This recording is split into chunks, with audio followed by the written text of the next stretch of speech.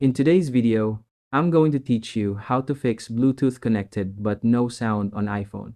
Bluetooth says it's connected but you're hearing crickets. This annoying issue has a simple fix that works every time. Okay, this is one of the most annoying Bluetooth problems.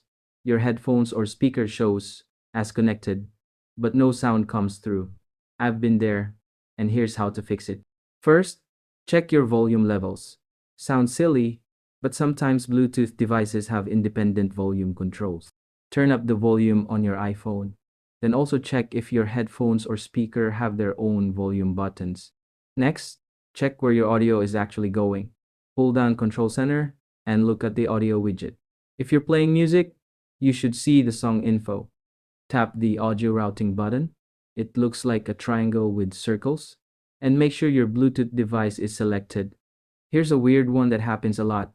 Your audio might be set to a different output. Still no luck?